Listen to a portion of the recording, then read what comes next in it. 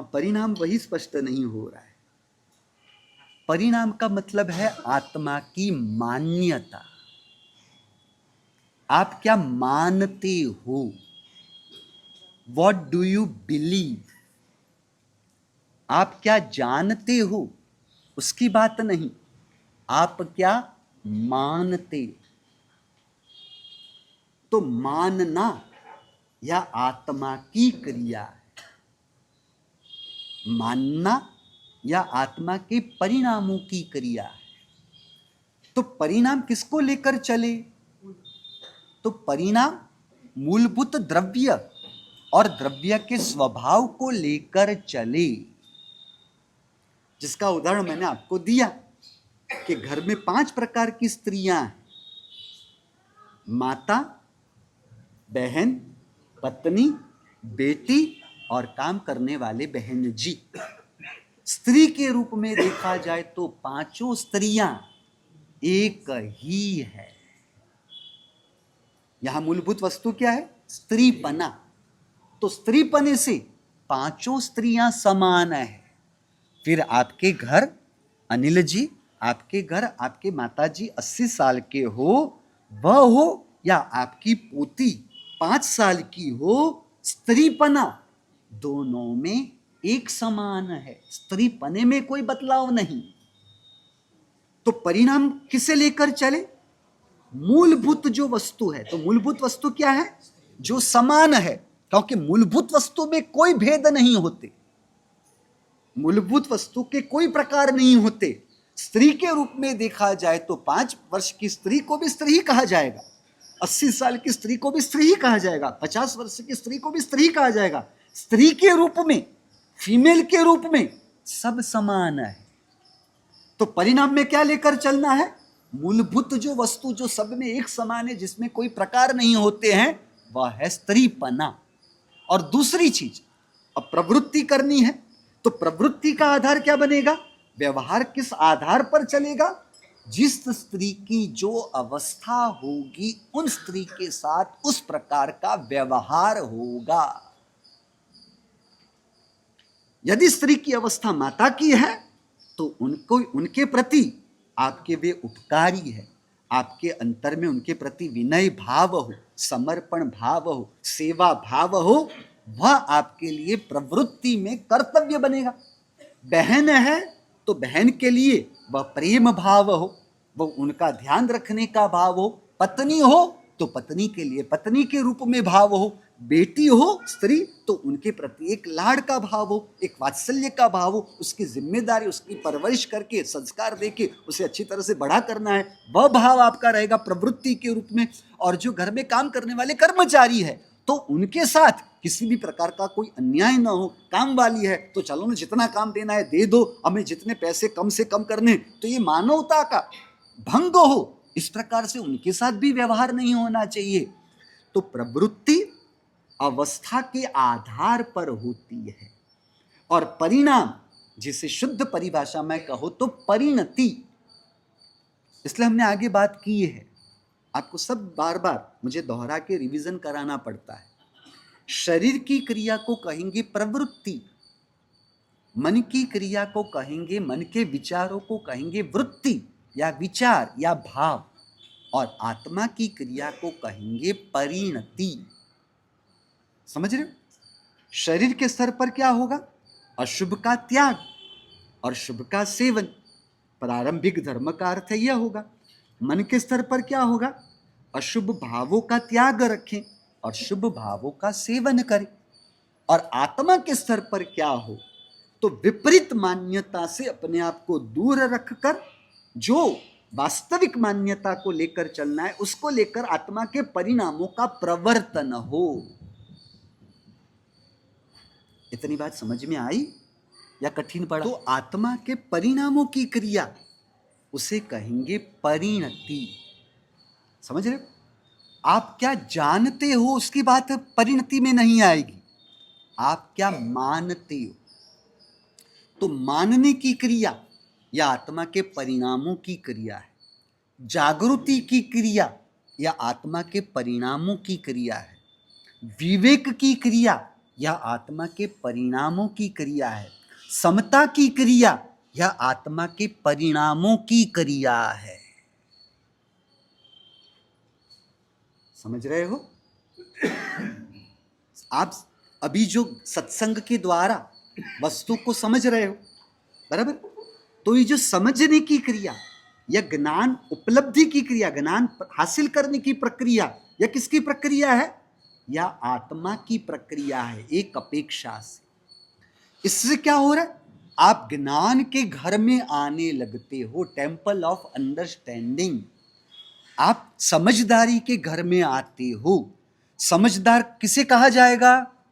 शरीर को, मन को, या आत्मा को? या समझदार इंसान है, रमेश भाई समझदार इंसान है, तो समझदारी के संदर्भ में हम किसकी बात करें?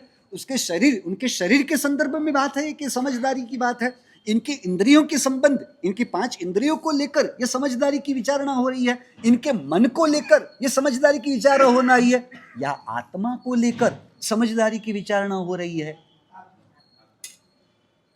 देखो, कोई स्त्री, कोई माता अपने बच्चे को लेकर गुरु भगवान के पास आती और माता ने कहा कि बच्चा बहुत बिगड़ गया है। तो जो माता शिकायत कर रही है बच्चे के लिए गुरु भगवान के पास कि बच्चा बिगड़ गया है, या तो फिर माता पिता आपस में जो बच्चा बिगड़ गया उसमें जो आपस में चर्चा विचारणा करते हैं, तो वो बिगड़ गया है वह किसकी बात थी? एक अपेक्षा से शरीर बिगड़ गया है उसकी बात थी, इंद्रियां बिगड़ गई है, मन बिगड़ गया है उसकी बात थी, या आत्मा के संदर्भ में वे बात थी? सुधारना किसका है?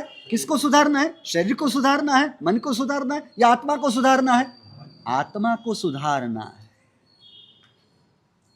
आत्मा सुधरेगा, अपने आप मन सुधर जाएगा, बराबर? यानी समझदारी की बात वह आत्मा की बात है, वह आत्मा के परिणाम की क्रिया है। समझ रहे हो? मान्यता के परिवर्तन की क्रिया या आत्मा के परिणाम की क्रिया है। विवेक की क्रिया या आत्मा के परिणाम की क्रिया है।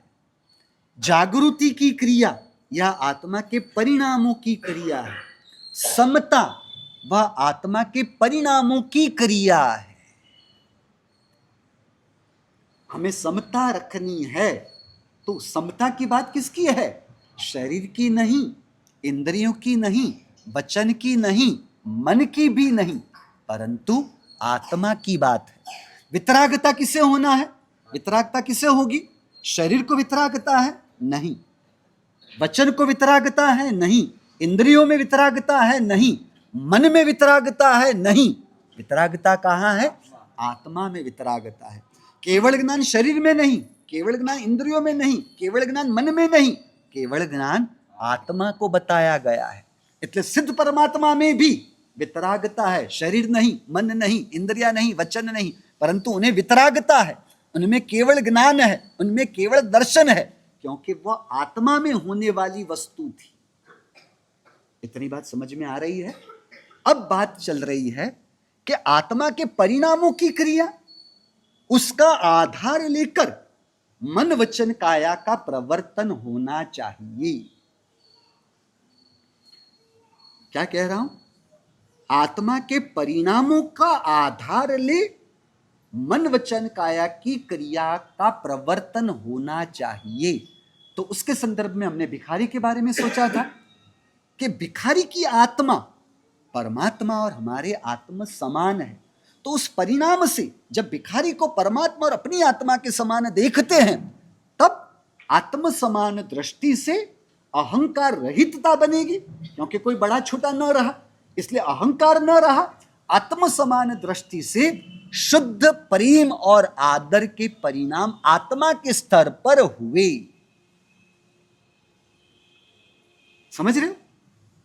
शुद्ध आत्मद्रव्य दृष्टि से आत्म समानता और शुद्ध आत्म प्रेम और शुद्ध आत्म आदर भाव बना।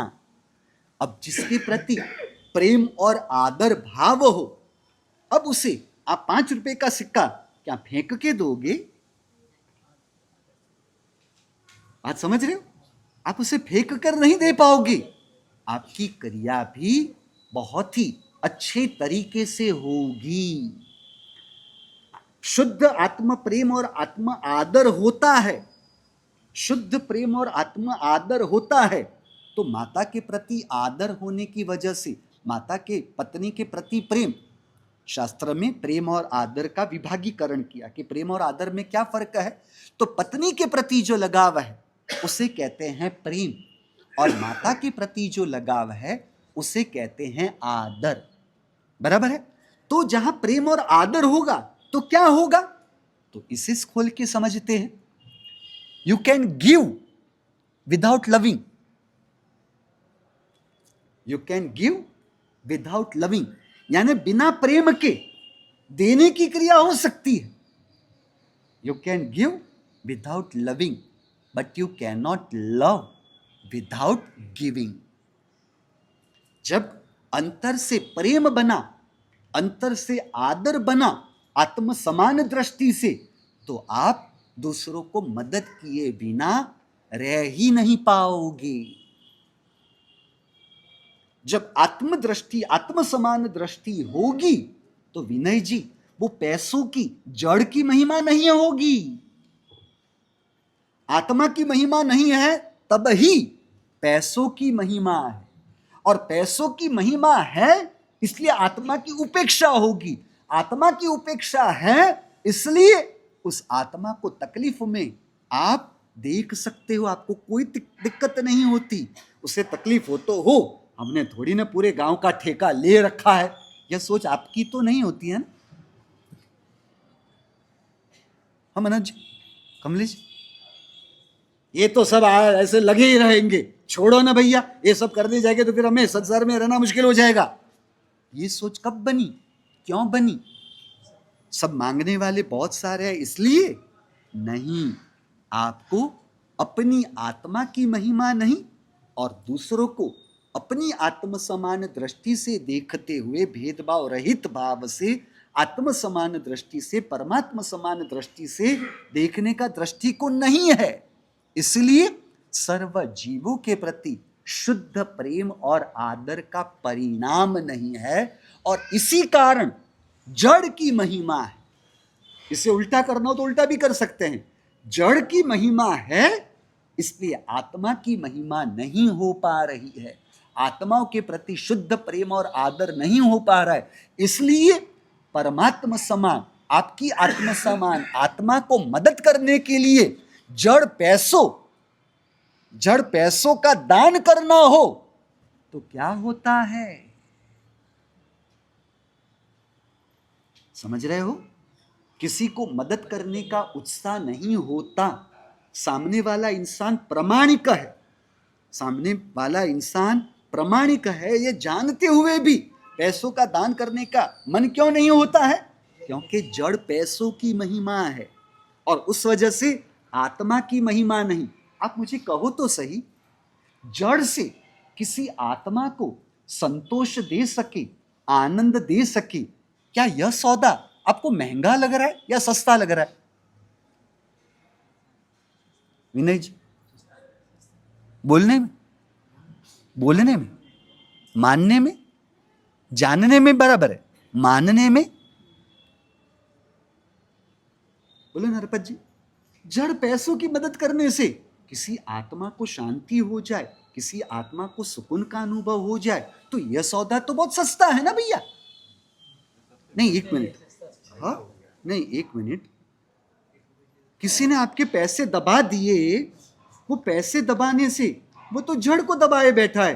किसी जड़ के कारण, जड़ संपत्ति के कारण आप अपने परिणामों को बिगाड़ दो, ये सौदा आपको उचित लग रहा है?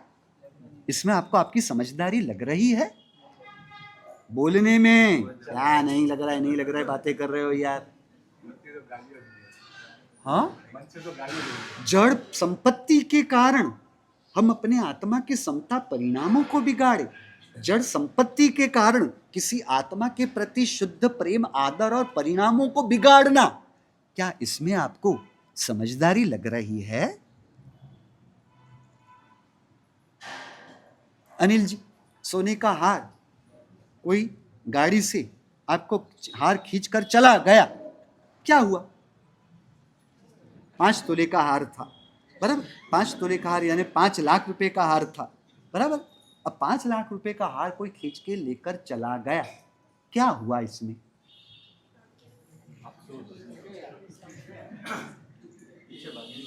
हाँ नहीं, आप चिल्लाओ या न चिल्लाओ कोई फर्क पड़ेगा?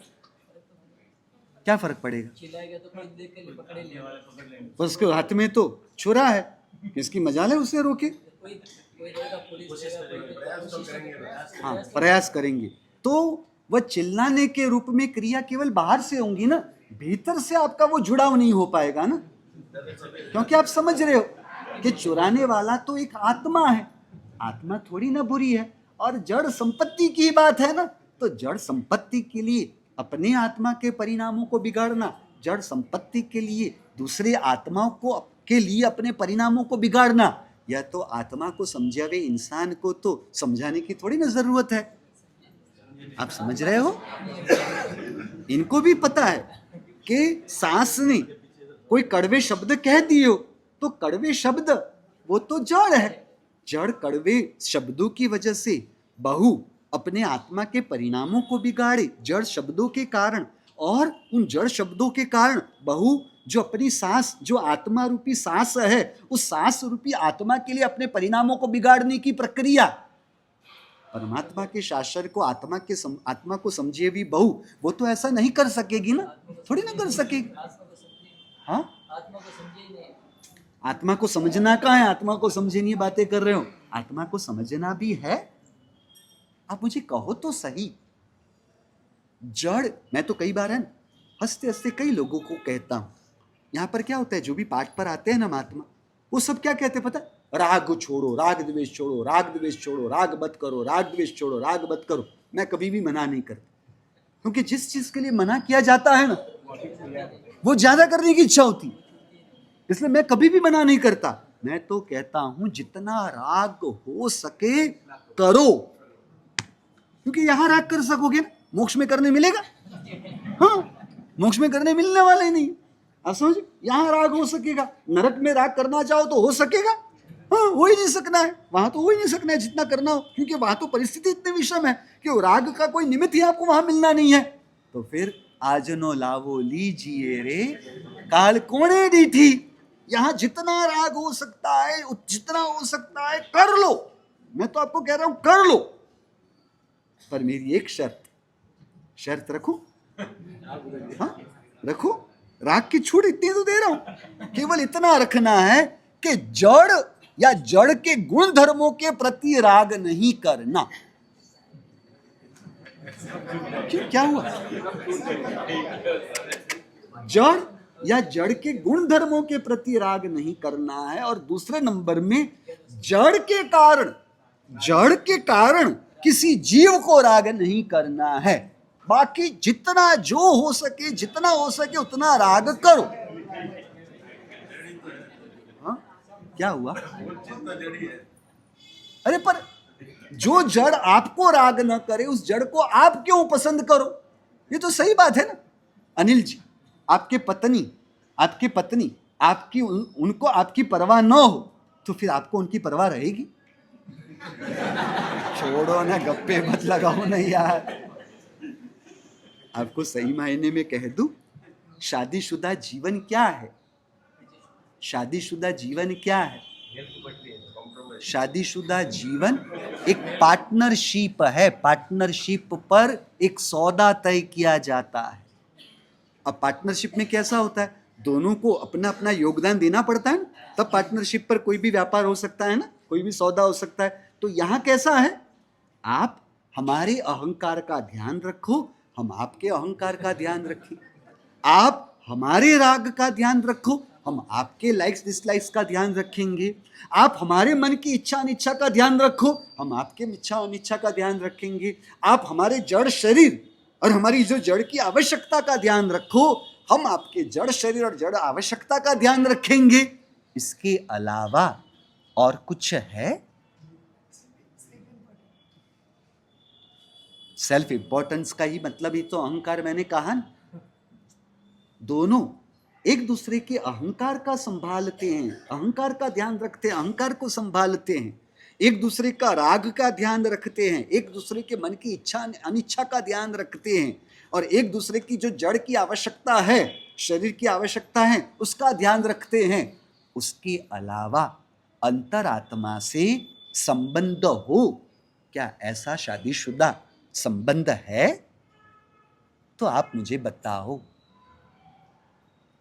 जो भी टकराव होते हैं, जो भी संघर्ष होते हैं, और टकराव का प्रमाण बढ़ने पर जो तलाक तक नौबत पहुंचती है, उसमें देखना इन चारों में से ही किसी एक में कमी आ जाती है, उसी के कारण ये सब तकलीफें होती है। और है क्या? बोलो ना भैया, आपको पूछ लूं, और कुछ है क्या? हाथ जोड़ते हो, मुझ पूछो, मुझे मत पूछो कुछ, इसमें क्या, मुझे पूछने में क्या दिक्कत की? आपको पूछ लेता हूं बहन जी, और कुछ है शादीशुदा जीवन में? वो डर रहे हैं बेचारे, रक्षाबंधन के हिसाब से आए होंगे, और रक्षाबंधन के हिसाब से कमाई करने के लिए आते हैं। हाँ बहू है, अच्छा, तो आज कैसे गलती से आ गए? अच्छा, पियर गए थे, कब से? 9 तारीख से? अच्छा, मेरे चातुर्मास पहले से पियर गए थे? हे भगवान, तो अभी क्यों आ गए? छोड़ो भैया, सबको जो है, सबको सबका मुबारक।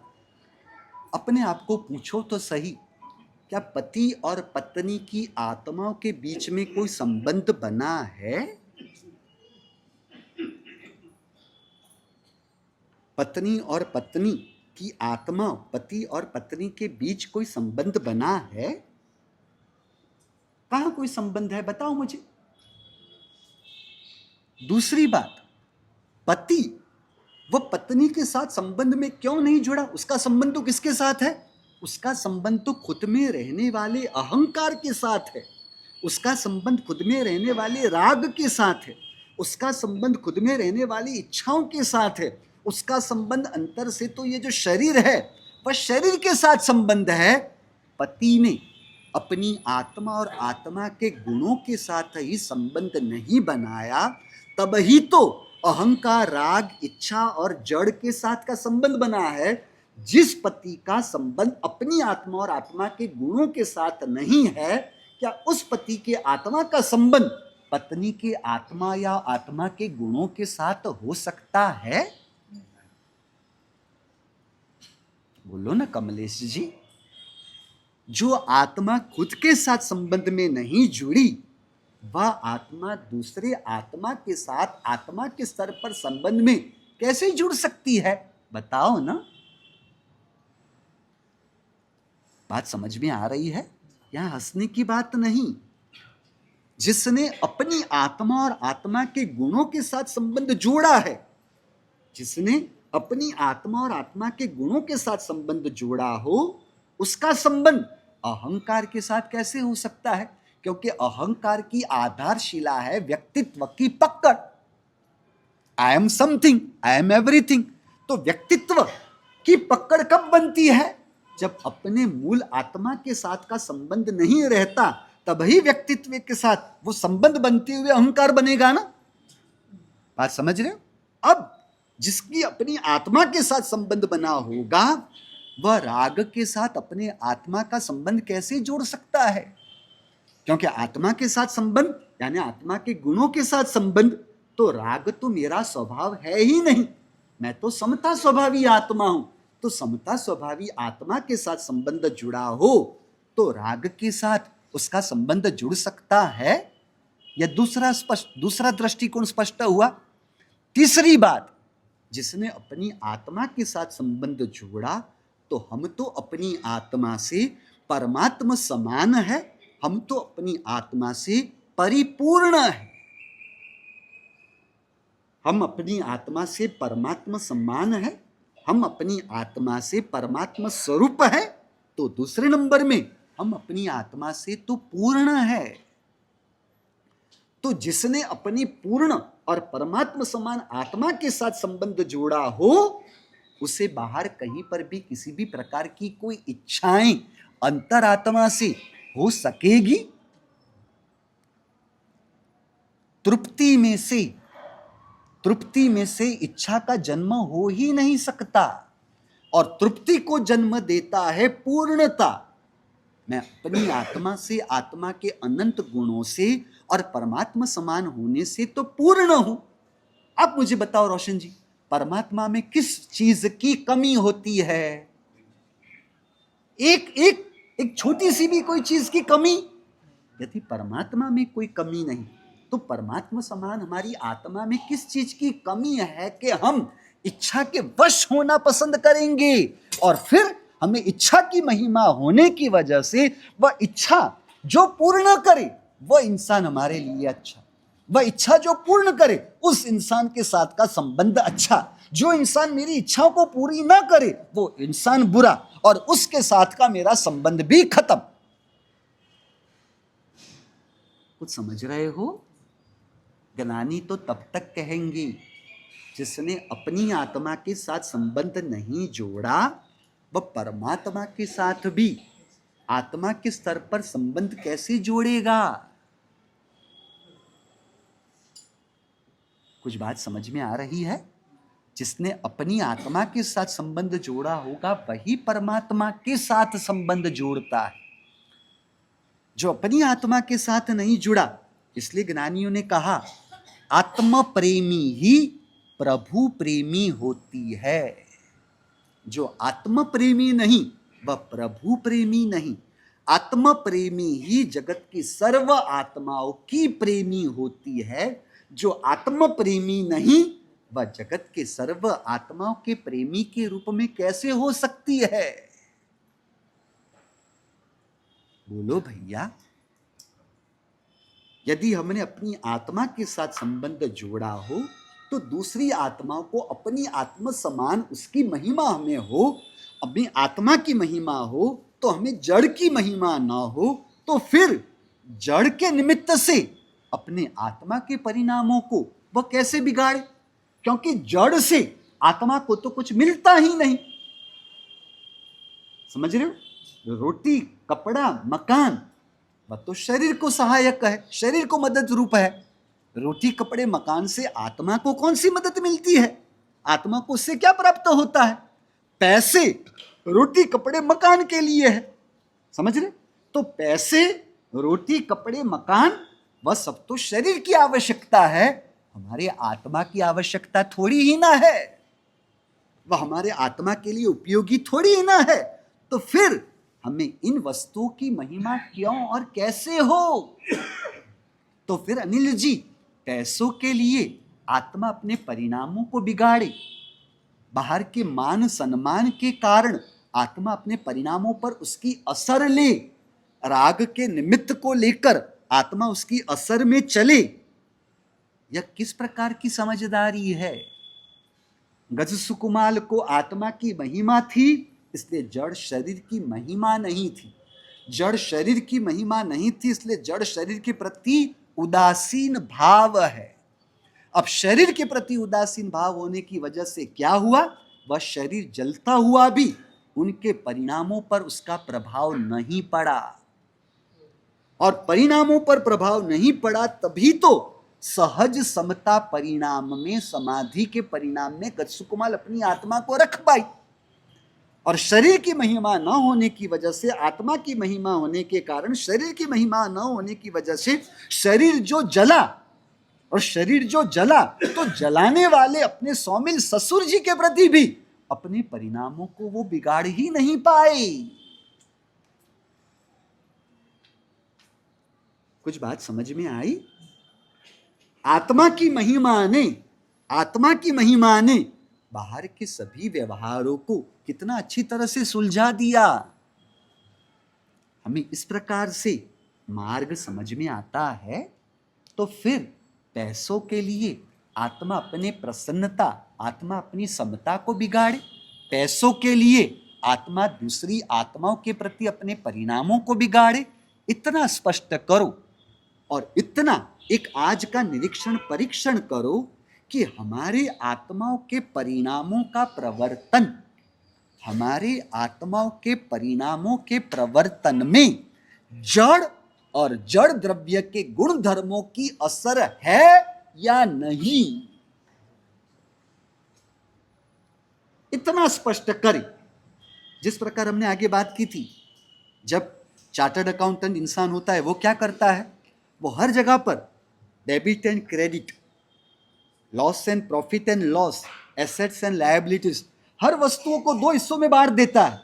बस यहां पर यही करना है, यह वस्तु मेरे आत्मा के साथ है, यह वस्तु आत्मा के साथ जुड़ी हुई है या जड़ के साथ है। कमलेश जी ने अब शब्द कहे मुझे, शब्द तो जड़ है और मैं तो आत्मा हूं, जड़ शब्दों से मेरी आत्मा का क्या बिगड़ना है। जीतू जी ने मेरी प्रशंसा की, अब वो प्रशंसा के शब्द वह भी जड़ है, मैं तो आत्मा हूं, उन जड़ प्रशंसा के शब्दों के साथ मुझे क्या। कमलेश जी ने मेरा अपमान किया, अब वह अपमान का व्यवहार वह तो मेरे व्यक्तित्व के साथ है, मैं तो वह व्यक्तित्व हूं ही नहीं। तो फिर उस व्यक्तित्व के साथ जुड़ी हुई कमलेश भाई के अपमान की क्रिया या जीतू जी के बहुमान की क्रिया, वह तो व्यक्तित्व के साथ जुड़ी हुई घटना थी, मैं तो व्यक्तित्व हूं ही नहीं, तो उसके साथ जुड़ी हुई मान अपमान के साथ मुझे क्या। तो मैं अपनी आत्मा को उसकी असर में कैसे लेकर आऊं। कुछ समझ में आ रही है। तीन चीजों का विवेक निरंतर रखे, जड़ और चेतन, अस्तित्व और व्यक्तित्व, दोनों बात बताएं।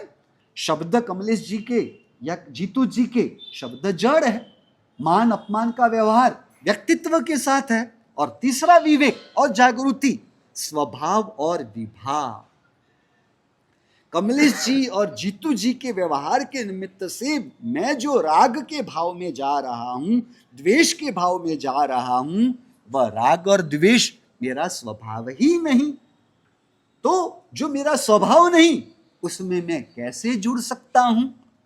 इस प्रकार का तीन प्रकार का विवेक यदि आत्मा रखे, अपने आप साधना का मार्ग खुल जाता है। किस प्रकार, इसमें और आगे बढ़े, विशेष बात आगे जिनाज्ञा विरुद्ध कहा गया।